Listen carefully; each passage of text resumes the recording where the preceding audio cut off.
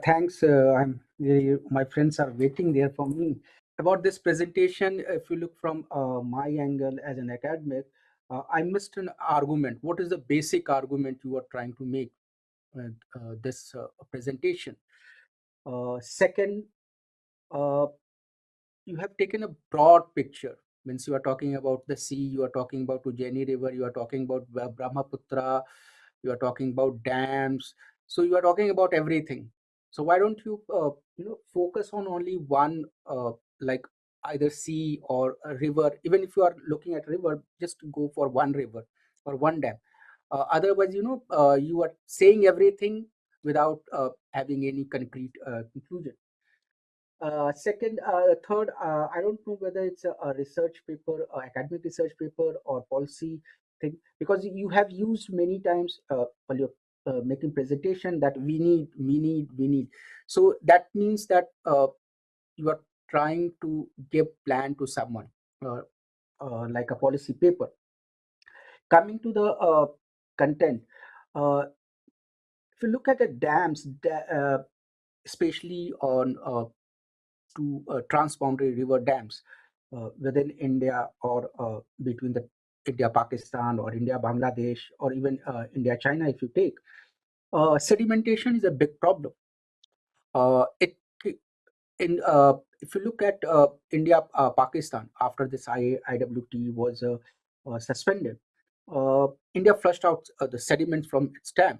Uh, if you see the IWT 5 years back, they were the when the people from two countries, water diplomats meeting, they were not able to have a consent to flush out those sediments. India has its own argument, Pakistan has its own argument. Same case is with India and Bangladesh, you can say. And we don't know how much sediments come from upper riparian to Brahmaputra river or Subansiri river or Lohit river. So we don't have much idea because we don't have exact reliable data for that. So these dams, sometimes what happens that if the sediments come, that can create a problem between the two, especially between the two transboundary interstates. Uh, but then there's also issue between Karnataka and Tamil Nadu, the, the dams. There's also issue between the two states from where they share a single river. So they also may have a issue of sediments. So how is there any solution to resolve those political issues or that economic issue? And sediments also affect the local economy, that you have a local population, especially those who are depend on those rivers. Then second content, when you talk about dredging, uh, dredging has created some issues between India and Bangladesh in past, because the two countries have to make their consent that okay, so we are ready to dredge. But due to some regions, maybe political regions or economic reasons, the other country says no, we don't want, and that is affecting the economic environment. So that may also create some conflict or may leads to political tensions between the two countries. So what solution, what either from political point of view or economic point of view, what solution is there to control this over sedimentization of rivers that can create a conflict? Because and sediments also, suppose if sediments are not dredged properly and the two countries sharing a canal or two states sharing a single canal, that can also flood the region, and that may create a problem between the two regions. It has happened in Kashmir. The dredging has not been done, and due to over rainfall, extra rainfall, and there was a flood, and entire city was flooded. Uh, so how we are going to deal with, or how one can deal with this situation? And if there is a conflict, what is the solution? Is there any solution to uh, to uh, you know to manage that those conflict over sedimentation, over sediments? Faraka is a case. The India and Bangladesh are now in process of discussion to renew Ganga's water treaty. But sedimentation has been a big issue for both India and Bangladesh. Uh, Flooding, uh, two sides. So that has been an issue. So how the two countries, especially the two countries, because you can manage the conflict within your country, or Pakistan can manage, or Bangladesh can manage, but how whether this conflict can be managed between the two countries, and if they can, how what is the role of sediments, how they deal with those sediments, because they are natural. It's not that someone coming and putting sediments in the one river so that other sides can get some adverse effect. So how the two countries are going to manage those things? Is the dam a solution?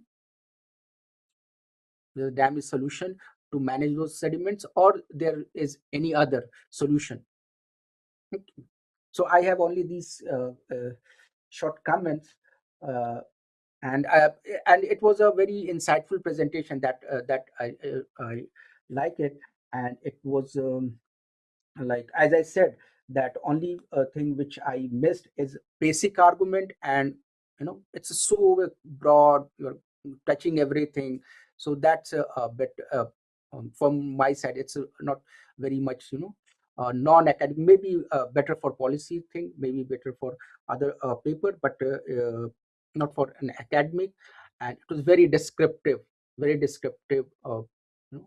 So I suggest you to, if you want to make it more verification, just look at sediment, look at whether river, take one river, focus how sedimentation is affecting, or if you want to do on a seaside, just focus one region. So take either say Kulaba port, or some port in Mumbai, or a port in Orissa, or anywhere.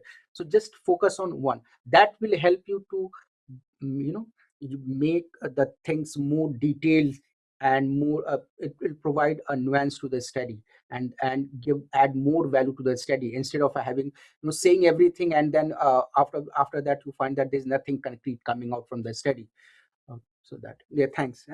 I'm sorry if you feel bad about it, but No, this is no, my, yeah, yeah. thank you so much. I just wanted to put one clarification that he's a technical research fellow, so he's more focusing on the technology part of it and the data-driven aspect.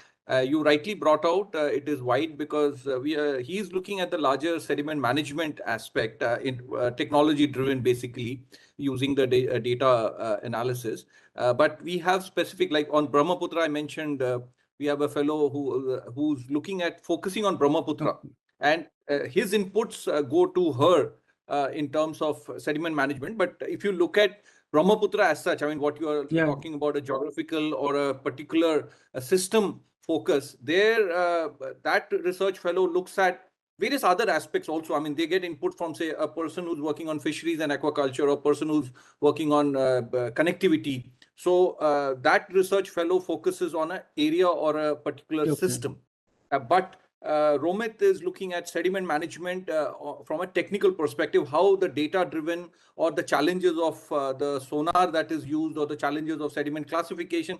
And many times, as you rightly said, there is no data. I mean, most of the rivers, the policymakers don't have the data of those systems. So for them to take decisions, or even for negotiation, now suppose there is a bilateral negotiation between India and Bangladesh, without the detailed sediment transport study or the detailed data, it is probably not very meaningful to even Because they negotiate. don't have So data.